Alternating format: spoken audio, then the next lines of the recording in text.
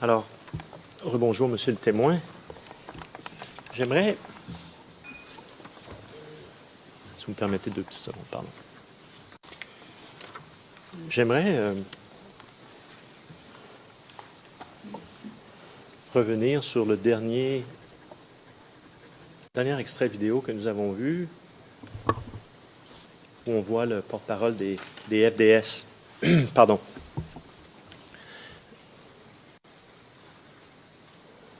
On a entendu la description des événements. Ce que je veux savoir, c'est, était-ce au tout début, vu le kidnapping de 2 éléments des FDS, était-ce une opération, quel type d'opération est-ce qu'il s'agissait?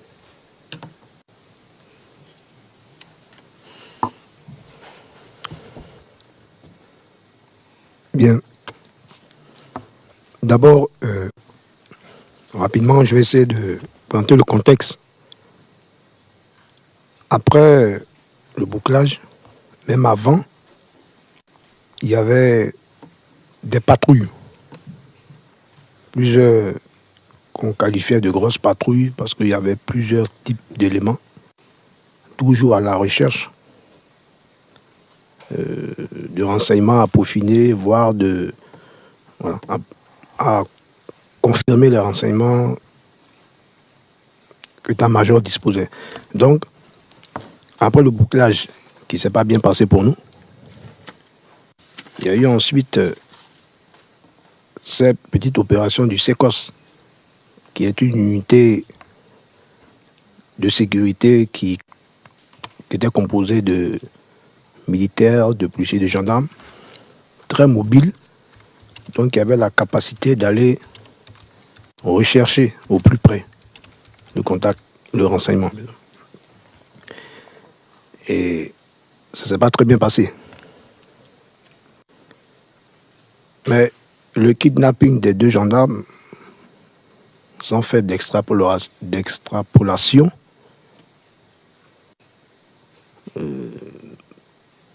bon.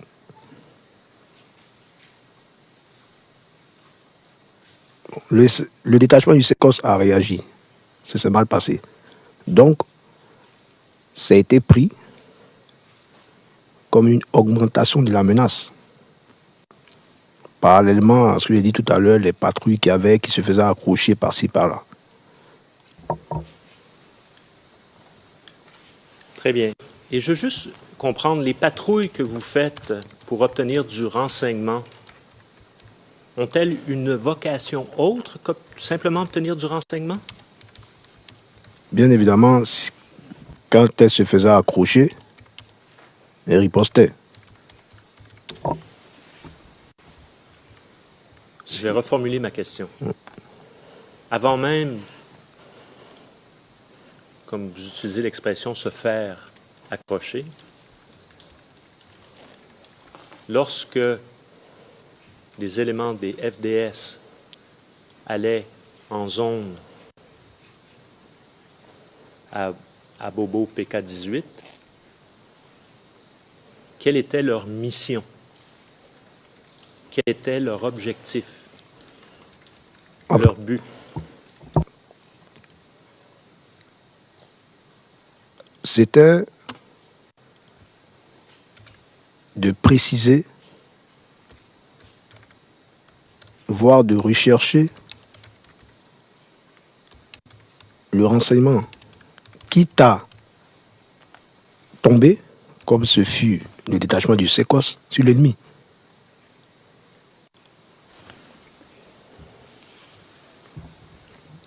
Dans l'extrait que nous avons vu, il est fait mention que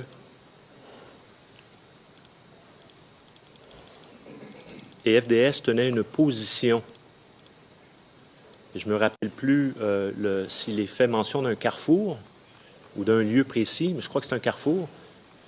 Je ne veux pas être suggestif. On pourrait le réécouter, hein? Mais on ne veut pas le faire. Et là, il y a des gens qui viennent dire « on a kidnappé de vos hommes ». Pourriez-vous nous expliquer, est-ce qu'on tenait, les FDS tenaient un point dans cette région-là de PK-18? Non, en ce sens que j'avais dit plus haut que le carrefour PK18 et ses alentours étaient contrôlés par l'ennemi. Et sans extrapoler, les deux opérations, en tout cas majeures, le bouclage et la patrouille du SECOS, ont payé les frais. Donc ensuite, il va falloir, pour l'état-major, reprendre ce carrefour via l'axe principal qui va à Niamey, etc., à Dopé. Donc ça devenait un point stratégique pour l'état-major à récupérer, au moins, ou à chasser l'ennemi qui s'y trouvait, comme je l'ai dit plus haut, qui était installé.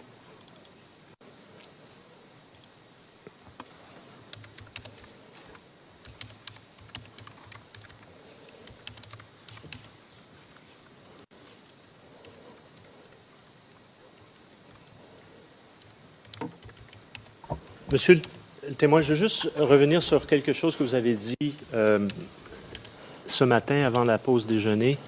Y a-t-il une différence entre point à tenir et point tenu?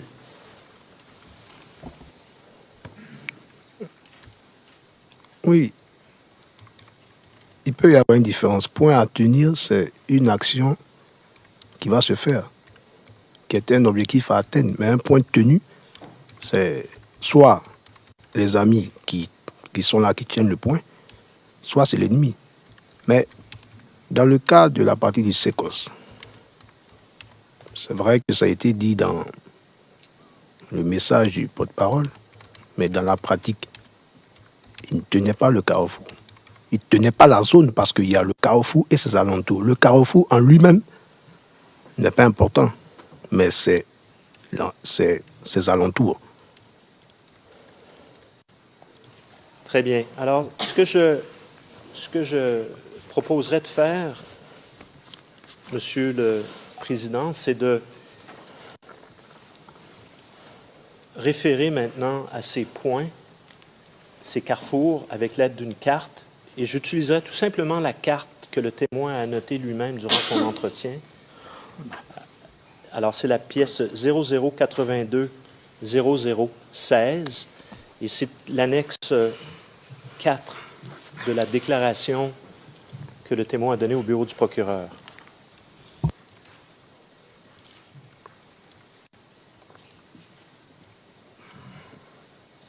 Alors, pour la visionner, il va falloir se rendre sur Evidence 1, je crois bien.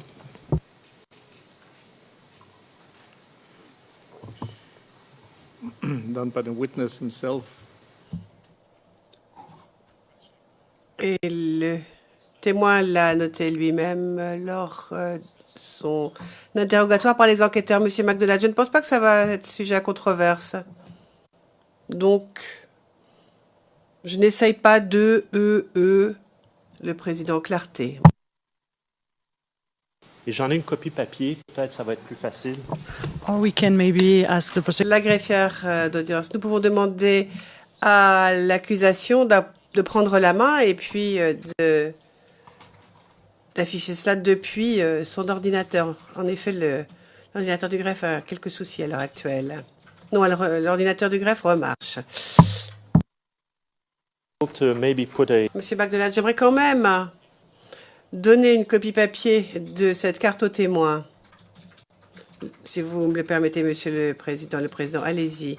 Monsieur McDonald, merci.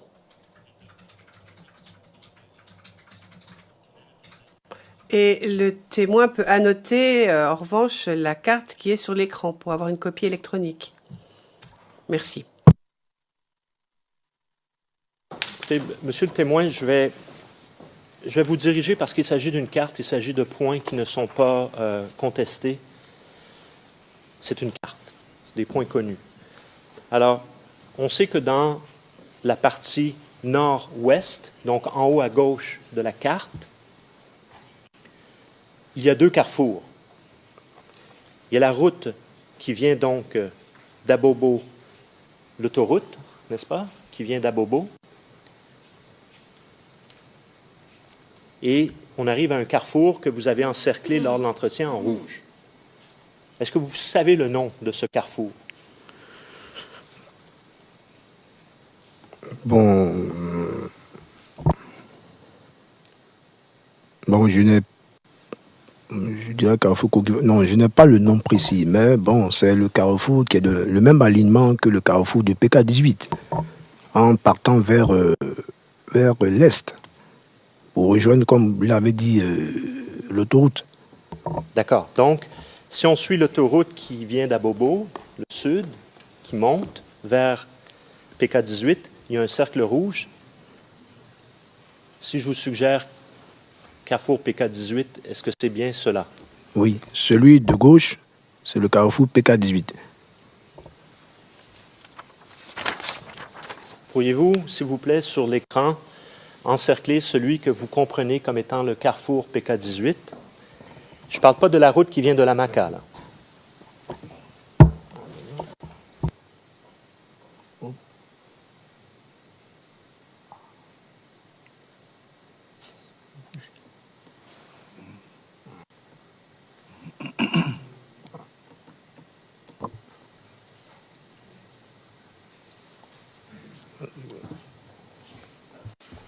Can we zoom out just a bit, please? Pouvons-nous, s'il vous plaît, faire un zoom arrière?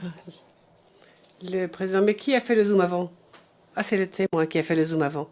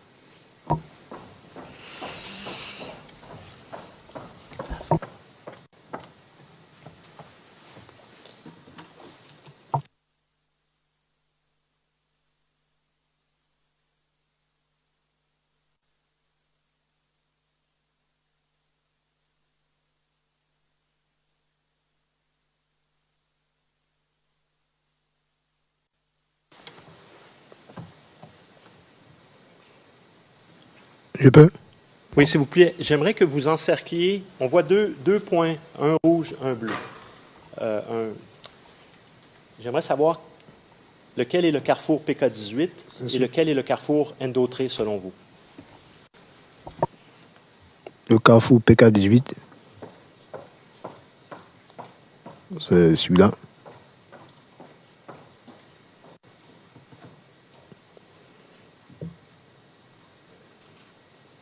Donc, vous venez de faire un cercle. Et l'autre carrefour, si on continue la route qui rejoint l'autoroute, donc la route qui est perpendiculaire, qui part du carrefour que vous venez d'encercler, qui va vers la droite et qui rejoint l'autre cercle rouge qui est fait. Comment vous appelez ce carrefour? C'est celui-là dont je n'ai pas le nom précis.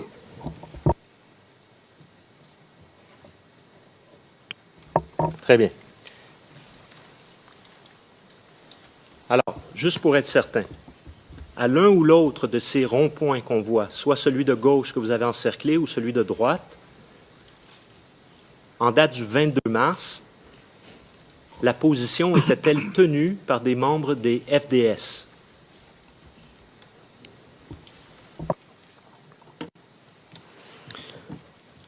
Respectueusement, une fois encore de plus, les dates, je suis pas à l'aise, mais je vais aller dans les événements. L'événement tel que décrit par le porte-parole. Oui, si c'est l'événement décrit par le porte-parole, c'est-à-dire la mise en déroute du détachement SECOS, à cet instant-là, les FDS n'avaient pas le contrôle du carrefour Ndotri. Il n'avait pas le contrôle de la zone. Très bien. Que se passe-t-il par la suite? La troisième opération. La troisième opération, en tenant compte du bouclage de l'opération de police qui consistait à faire des perquisitions, qui a échoué. Ensuite, je donne les opérations majeures. Ensuite, la patrouille du SECOS qui va au contact. Et les 2 gendarmes qui ont été, je pense que c'était une supercherie, qui ont été mis en déroute. Ça veut dire que la menace se précise, les renseignements se confirment, la zone est occupée. L'état-major envoie un genre de sous-groupement, qu'on appelle sous-groupement, c'est une unité mixte composite, qui part dans l'objectif de reprendre le carrefour, ou au moins de dégager l'ennemi. Malheureusement, ça ne se passe pas bien. Un lieutenant qui tombe, 16 sous-officiers de gendarmerie qui tombent. Et le détachement est obligé, comme on dit dans notre jargon, de décrocher. Une 4e opération s'impose. La 4e opération, il y a un détachement qui est basé à la Maka, puisque les FDS n'ont plus le contrôle de ce quadrilatère. Donc, ils sont repliés sur la Maka, qui est mis sur la carte, là, peut-être 2-3 km. Un détachement est installé là-bas. Bien évidemment, pour éviter que l'ennemi puisse progresser, parce qu'après la Maka, on est dans plein Abidjan, Yopougon, le plateau. C'est une affaire c'est rapide. Donc l'état-major décide de mener une action d'envergure.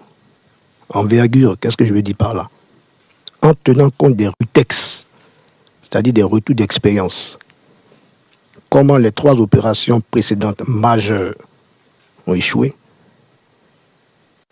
À partir d'un RUTEX, l'état-major lance une opération offensive pour reprendre la zone d'Undotri. C'est ainsi que des patrouilles offensives vont être menées sur au moins les 2 axes.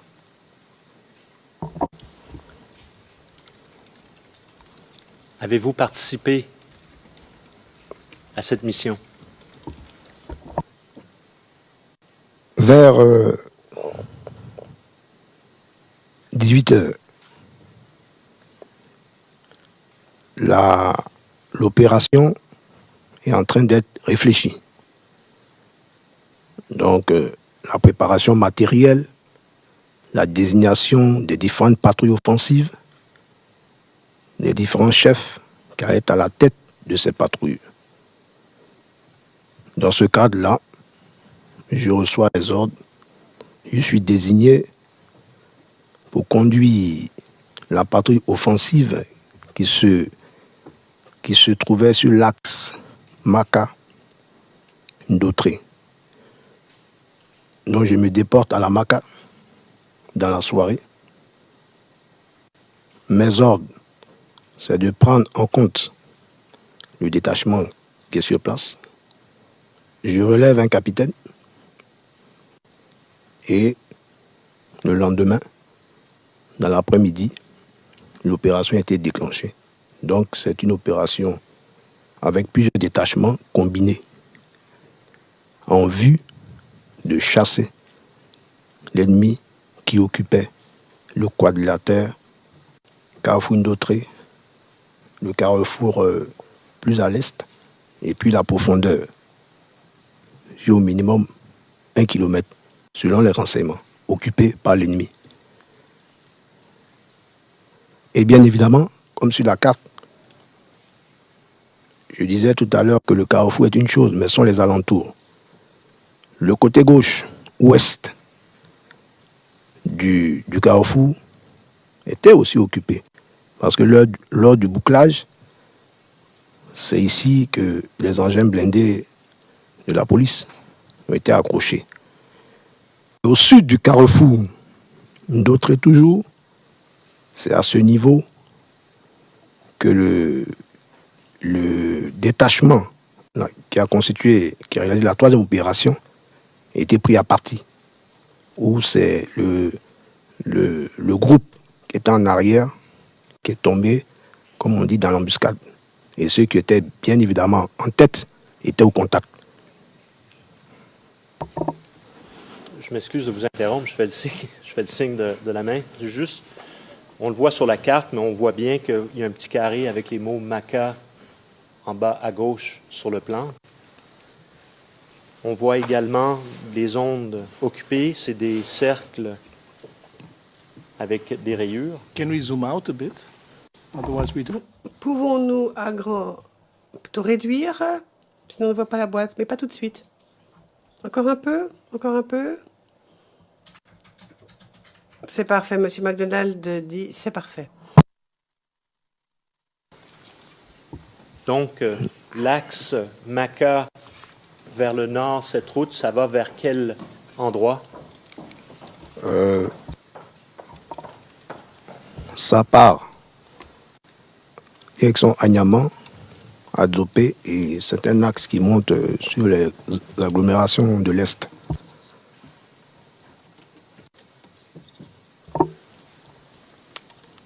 Très bien. Pour les fins de mon interrogatoire, je vais faire référence à l'axe MACA-Agnaman.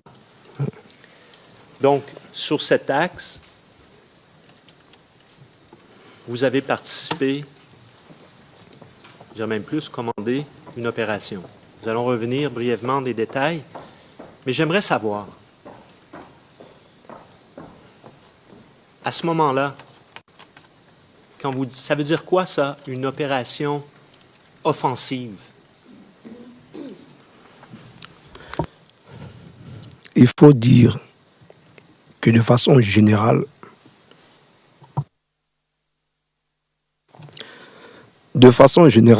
les FDS étaient en position défensive parce qu'il était question de défendre un territoire. Maintenant, quand les combats ont commencé, l'ennemi nous arrachait des positions.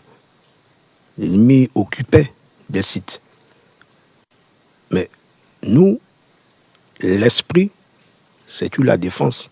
Mais comme on nous a arraché une partie, il faut la reprendre. Et c'est dans cette optique-là qu'on mène forcément des actions offensives. C'est-à-dire pour aller reprendre, chasser l'ennemi, pour reprendre les positions initiales. Nous avons vu ce matin dans la documentation, que ce soit en février ou en mars, on parle d'opération de sécurisation. Est-ce qu'il y a une distinction entre opération de sécurisation et ce que vous décrivez comme une opération offensive? En défensive, j'ai dit. Mais en fait, à votre permission. Excusez-moi, je veux juste qu'on soit très clair. Vous avez parlé que reprendre Ndotré était offensif. Oui. Alors ma question est la suivante. Y a-t-il une distinction entre opération de sécurisation et opération que vous décrivez comme étant offensive? Bien, la posture globale des FDS, comme ça a été dit dans les messages lus ici, nous sécurisions la zone d'Abobo parce que la menace a apparu. Il fallait sécuriser. C'est-à-dire faire des patrouilles, mettre des gens sur des points sensibles. Mais plus la menace montait, qu'on nous arrachait nos positions, on était amené à faire deux choses. À les conserver en menant des actions défensives ou à les reprendre quand on les perdait en menant des actions offensives, telles que celle qui fait l'objet, je pense, des questions.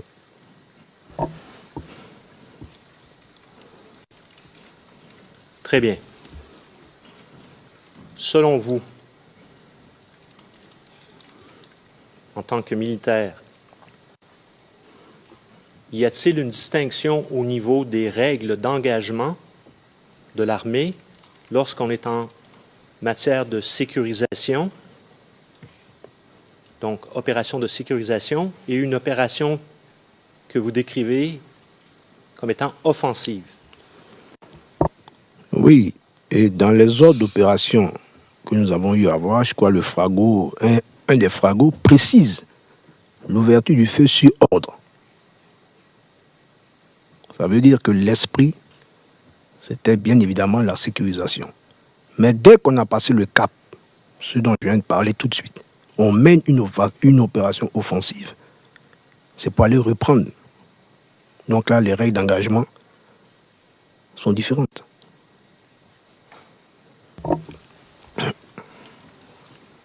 Était-ce une opération militaire au sens propre du terme? Oui. Oui, c'était une opération militaire. Très bien. Il est 18 heures, on fait un plan. Quel était ce plan? Qui est présent? Quelles sont les discussions? Avant l'opération offensive dont on va décrire à Lac-Saint-Dautré. Bien, ce ne sont pas des... Je ne pourrais pas définir des personnes, mais je dirais plutôt quelles étaient les entités qui ont participé. Mais je répondrai... Je vous interromps. C'est pas pour vous interrompre de répondre. Je regarde l'heure. Il me reste 1 heure. Et j'ai quelques sujets à couvrir. Alors, j'aimerais aller à l'essentiel. Avant de vous envoyer sur le terrain, vous avez mentionné qu'il y a eu une planification. Donc, j'aimerais savoir qui fait cette planification avant de vous envoyer. Respectueusement, je ne pourrais pas dire qui. Je pourrais dire simplement que la machine s'est mise en route de façon traditionnelle, c'est-à-dire il y a un état-major qui a accumulé un certain nombre d'échecs, qui a un certain nombre de renseignements, décide d'une opération offensive pour reprendre une zone qui lui est chère par rapport à sa position. Donc compose une unité, désigne un officier ailleurs et puis lui confie la mission. Qui vous a désigné? C'est le commandement qui m'a désigné. Qui au sein du commandement?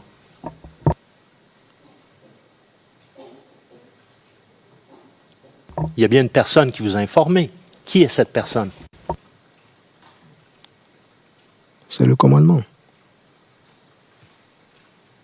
Your Honors, I think it's the time. Monsieur le Président, je pense qu'il est temps que la Chambre intervienne afin de rappeler aux témoins qu'il est ici pour répondre à des questions. Un commandement est composé de personnes et je crois que le témoin essaie d'éluder la question. Il ne veut pas répondre frontalement à une question que je lui pose et qui est, ma foi, fort simple. Le Président, Monsieur le témoin, la question est effectivement assez simple. Qui était votre supérieur? Qui vous a donné l'ordre? C'est le chef d'état-major qui est le chef. Donc toutes les décisions de... Puis-je continuer, Monsieur le Président? Yes, of course. Le Président, oui, bien sûr, allez-y. L'état-major est le chef. Donc toutes les désignations de personnel se font avec son assentiment, c'est-à-dire c'est sous sa responsabilité. Donc je dirais le chef d'état-major. Thank you. Le Président, je vous remercie. J5, du J3.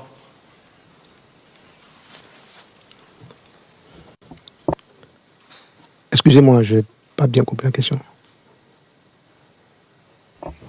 Pour cette opération que nous allons tenter de dater tout à l'heure, très bientôt, le CPCO a-t-il joué un rôle?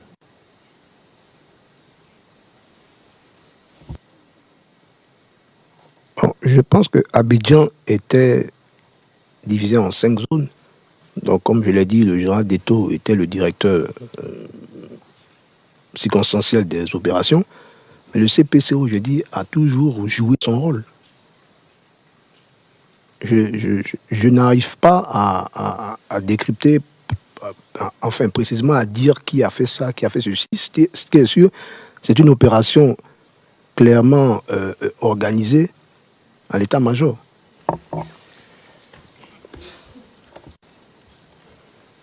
Nous allons y revenir tout à l'heure, mais je veux juste tenter de l'orientation dans le temps. Vous avez été posté à un certain moment, et on va y venir, au camp commando d'Abobo. Vous rappelez-vous les dates à laquelle vous avez été posté au camp commando? C'était après cette opération. Vous rappelez-vous les dates à laquelle vous avez été assigné au camp commando?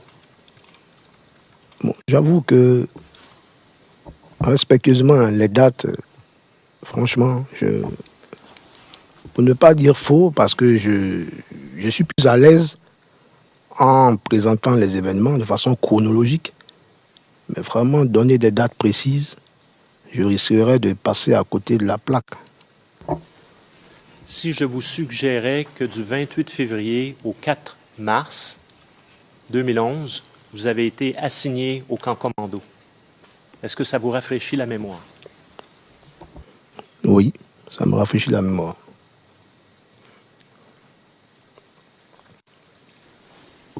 Combien de jours avant votre assignation ou votre arrivée au camp commando le 28 février, cette opération a-t-elle eu lieu? Pas plus de 3 jours. Mais j'aimerais dire, le rôle ou l'assignation, comme vous le dites, au PC, à Bobo, c'est dans une organisation. Ce n'était pas une désignation spécifique. On y vient, monsieur le témoin, n'ayez crainte. C'était juste pour vous tenter de situer cette 4e opération dans le temps et dans l'espace. Donc, vous dites pas plus de 3 jours avant votre arrivée au camp commando. Environ. D'accord.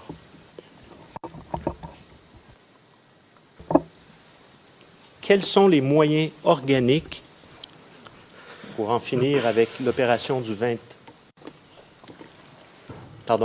quelques jours avant votre arrivée au camp commando? Quels étaient les moyens organiques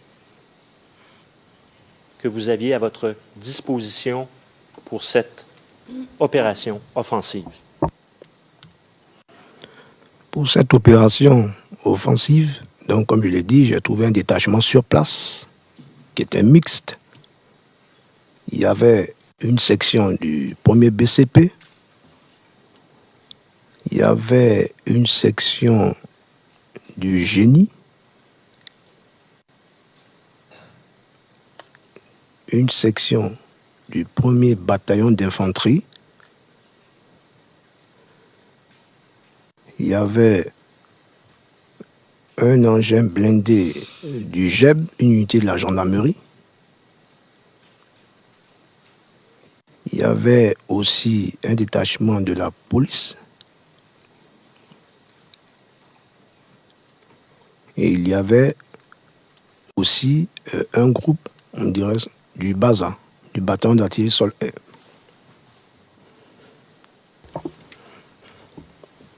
Ça, c'est ce que vous trouvez sur les lieux ou est-ce ce que les moyens utilisés pour reprendre l'axe Maka-Ndotré? Maka-Anyama. Quand j'arrive sur les lieux, il n'y avait pas le détachement de la gendarmerie. Il n'y avait pas aussi le détachement de la police qui ont rejoint le lendemain parce que je suis arrivé à la Maka dans la soirée. Donc l'état-major, comme je le disais tantôt, c'est une opération avec plusieurs actions, donc plusieurs détachements. Donc il constituait à l'état-major les détachements qui allaient sur le terrain. Donc ce que j'ai trouvé a été complété.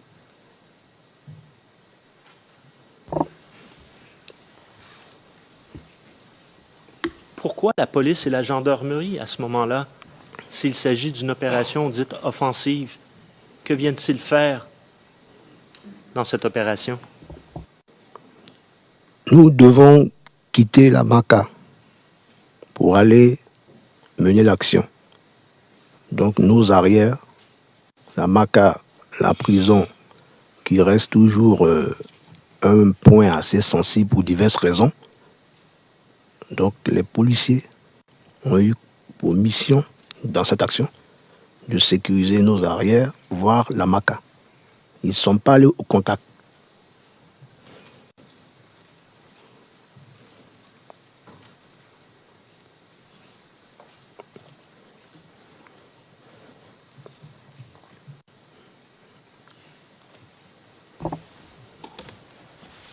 Lors de cette opération,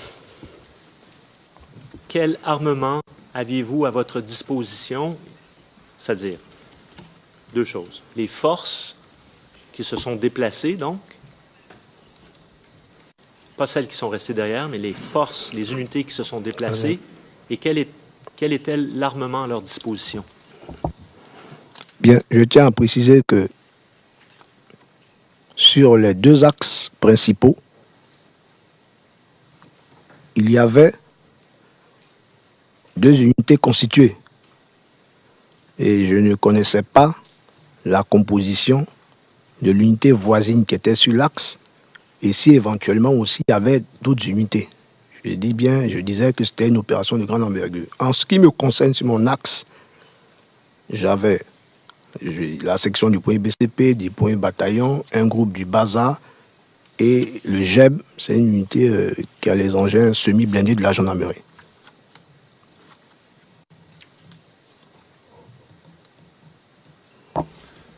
Donc, que se passe-t-il? C'est-à-dire, l'armement, ils avaient leur armement organique, ces unités? Oui. Les sections précitées avec leur armement organique. Le BASA avec une pièce de bitume. Et puis, les gendarmes avaient un engin blindé avec une arme collective sur la tourelle. Une 12-7. Pardon? Une 12-7. Une 12-7. Et les armes individuelles? C'était des Kalash. Des Kalachnikov. Y avait-il des RPG? Dans une section d'infanterie, il y a toujours au moins 3 RPG, c'est-à-dire un par groupe. Est-ce que tout cet armement a été utilisé lors de cette opération? Bien, dans une opération de ce genre, le chef, dans sa position, puisque je dis c'était de l'armement conventionnel et organique, donc c'est un engagement avec tous les moyens. Et les bitubes, c'est du combien de millimètres? 22 mm. Avez-vous donné l'ordre d'utiliser des bitubes? Face au bouchon qu'il y avait, le bitume servait d'appui. Donc, pour ouvrir, comme on dit chez nous, pour ouvrir le bouchon, il a fallu faire un tir de bitume. Et dans cette zone qu'on voit sur la carte, la même carte que vous avez annotée tout à l'heure, les zones ombragées, ce que vous appelez les zones occupées, ces zones, décrivez-nous la géographie, c'est quelle sorte de lieu?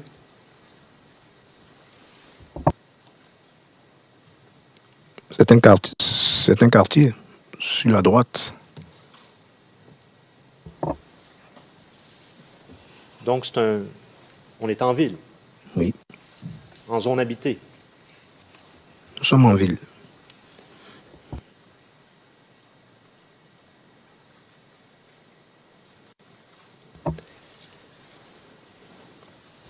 À votre connaissance, avant l'utilisation de ces armes et quoi que ce soit durant cette période,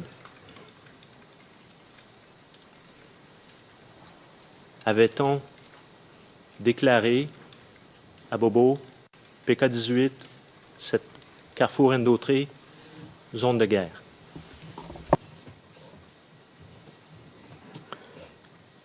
Je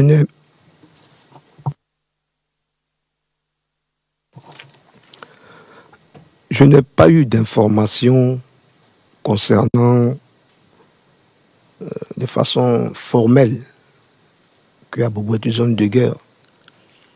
Bon. Moi, en tant que chef militaire sur le terrain,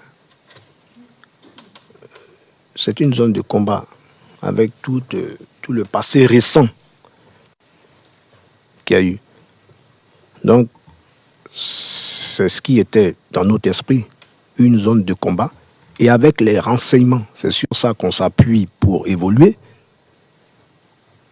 Et les faits récents, c'est une zone qui était occupée par l'ennemi. Y a-t-il une différence entre zone de combat et zone de guerre, selon ce que vous nous dites? Oui. Tout d'abord, la zone de guerre, comme je l'ai dit tantôt, elle est décrétée par l'autorité politique, bien évidemment selon des renseignements remontés par le volet militaire, en faisant l'état des lieux. Et la décision se prend au niveau politique, avec d'autres paramètres que je ne maîtrise pas, forcément, puisqu'au niveau politique. Mais maintenant, dans l'esprit des soldats que nous étions, avec les RUTEX, les retours d'expérience, cette zone était une zone de combat.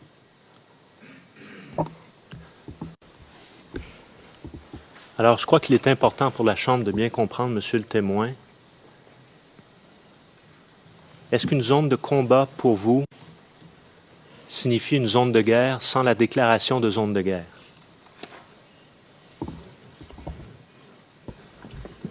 Non. Le juge président, je pense que nous avons compris. Maître Altit. Oui, je pense aussi, comme vous, que nous avons compris. Et surtout, le témoin a dit très clairement quelle était pour lui la différence. Maintenant, on essaie de faire revenir sur ce qu'il a dit en lui demandant « Mais est-ce que vous pensez que quand même, malgré tout, et on tourne autour du pot, on tourne autour du pot, pour essayer de lui faire dire quelque chose qu'il n'a pas dit cette fois-ci, qu'il n'a pas dit avant, qu'il n'a pas dit à aucun moment. » Donc je crois que la question est réglée, il me semble. Le témoin a répondu, non pas une fois, non pas deux fois, mais de très nombreuses fois, de manière extrêmement précise. Y revenir encore revient à tenter de circonvenir le témoin, de circonvenir ce qu'il a dit. It's okay. It's okay, Your Honor. Monsieur MacDonald, très bien, Monsieur le Président. Si la réponse est claire pour la Chambre, c'est ce qui est le plus important. Le juge président, qu'est-ce que vous aviez dit? Qu'est-ce que vous avez dit? Parce que l'interprète n'avait pas encore terminé son interprétation. Monsieur MacDonald, si la Chambre a clairement compris la réponse, eh bien, nul besoin de poursuivre sur ce sujet? Le président, non, non, ce n'est pas nécessaire.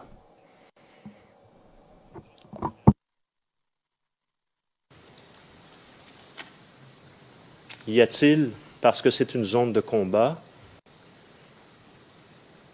dans votre esprit, je vais reformuler. Quelles sont les règles d'engagement qu'il faut appliquer à ce moment-là s'il s'agit d'une zone de combat? Les règles d'engagement peuvent varier selon la situation terrain et même la mission. Mais au minimum, ce qui est constant, c'est de traiter que les objectifs militaires. C'est d'employer l'armement adéquat, pour ne pas dire conventionnel ou organique. C'est d'épargner au mieux les populations civiles, mais dans le cas précis, je me permettrais de dire plutôt les non-combattants, puisque c'était un combat asymétrique, une armée régulière ayant de l'armement, des principes, je dirais, conventionnels d'action, qui combattent en tenue, donc visible. Face à cette armée, nous avions une bande armée, c'est-à-dire des gens qui combattent, qui ne sont pas distinctifs. D'où la difficulté. Mais nous sommes obligés, dans les règles d'engagement, de faire la différence entre un combattant et un non-combattant. Donc ça, au moins, sont des règles qui sont dites.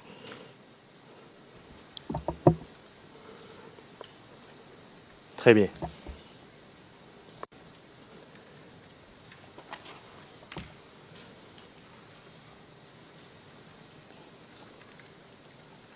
Donc, vous appliquez les règles de la guerre.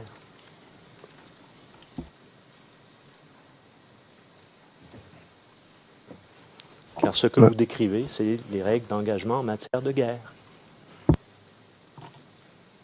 Yes, but Le président, certes, mais Monsieur McDonald, d'accord, nous avons compris, Monsieur le Président. Nous le ferons valoir plus tard. Je suis en train d'argumenter avec le témoin. Le président, le témoin nous fait part de faits. C'est à nous qu'il appartient de les apprécier. Monsieur McDonald, d'accord, j'ai compris. D'avoir appelé le procureur à l'autre. Je voulais exactement dire la même chose.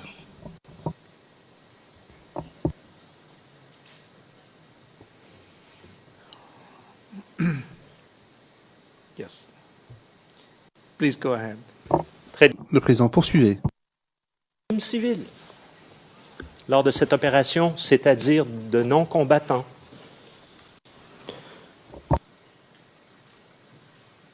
Bien, je reprécise qu'en face, l'ennemi n'était pas une armée, c'était une bande armée, donc sans minimiser qui que ce soit. Donc, l'ennemi combattait en civil. Bien, pour savoir si nous on avait affaire aux combattants, c'est parce qu'on nous tirait là-dessus aussi. Donc après, pour savoir si cet ennemi, enfin, si cette personne tombée était combattant ou non combattante dans le feu de l'action, j'avoue que je ne peux pas répondre. Il me serait difficile.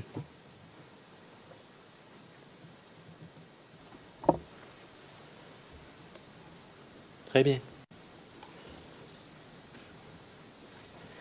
Alors, le 28 février au 4 mars,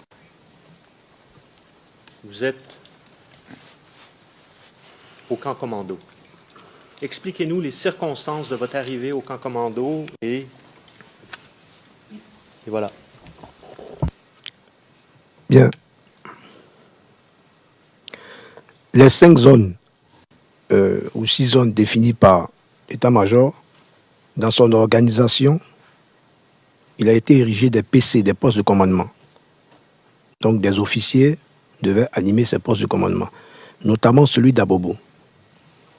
Au départ, c'était les chefs de corps et les commandants en second des bataillons des forces terrestres qui se relayaient. Et à un moment donné, comme par hasard, juste après cette opération,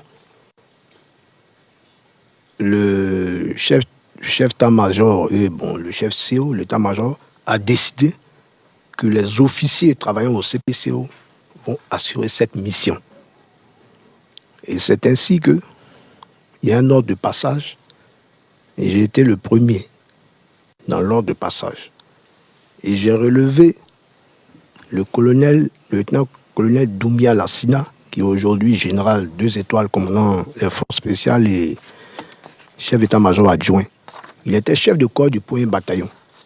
Donc, comme je l'ai dit, sont eux qui assuraient ce service. Il était décidé par l'état-major, le chef d'état-major, que les officiers du CPC iront au niveau d'Abobo, que ce sera les officiers du CPCO. Donc, j'ai relevé le général Doumbia. Et après moi, on faisait une semaine. Et après moi, il y a eu le lieutenant-colonel, qui est colonel, je crois maintenant, le colonel Nyamke, qui m'a relevé, et ainsi de suite, qui était aussi au CPCO comme moi. Donc voilà comment je me suis retrouvé, moi, dans ma période du 28 au 4.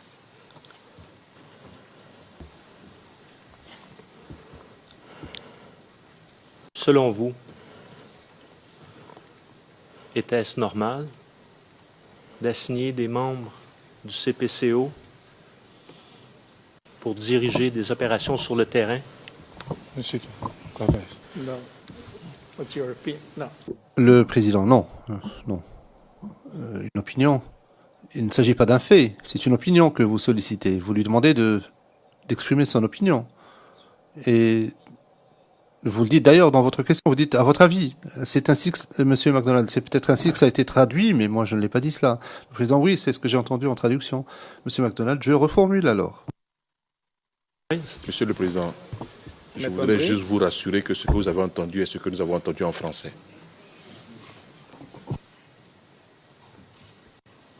Okay. Selon vous. Please rephrase Le président, reformulez s'il vous plaît. for facts. Et contentez-vous des faits et non pas d'opinions.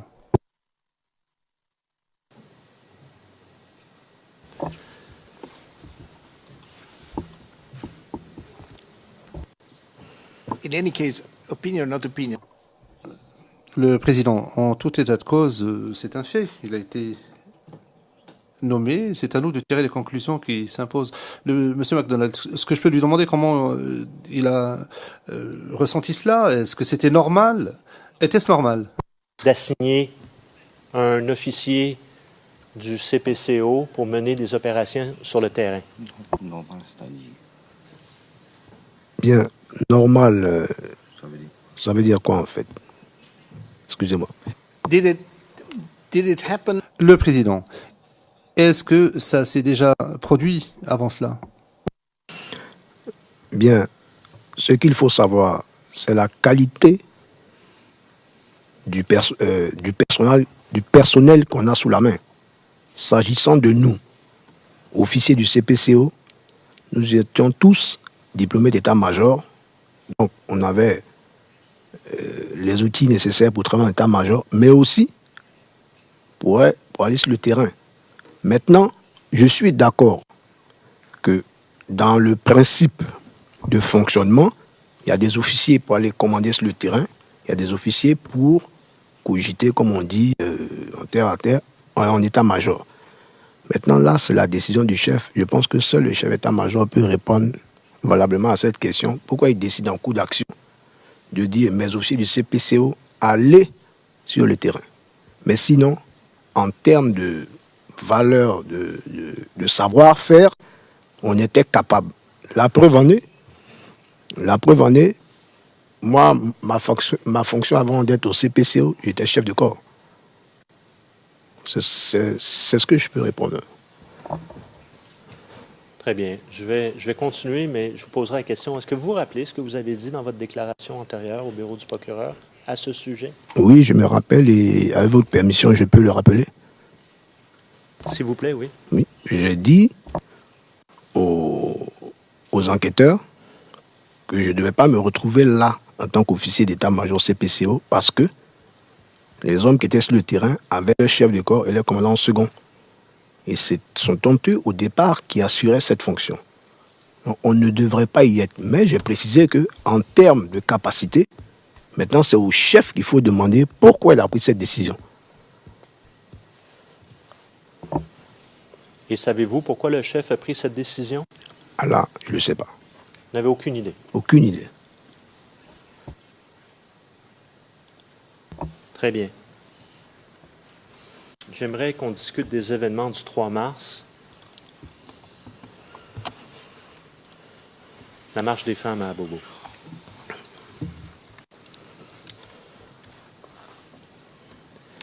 Et pour ce faire, Monsieur le Président, et je vais changer en anglais, si vous me permettez. I think we'll have to, with this witness, Je pense qu'avec ce témoin, il nous faudra agir de manière très circonspecte, quitte à passer en huis clos partiel pour discuter des frontières. Avec votre permission, j'aimerais m'adresser à la Chambre, au juge de la Chambre, pendant 1 minute, à huis clos partiel, après quoi nous pouvons repasser en audience publique. Le Président, très bien. Alors très brièvement, nous allons passer à huis clos partiel. I remind you that you have half an hour. Je vous rappelle qu'il vous reste 30 minutes.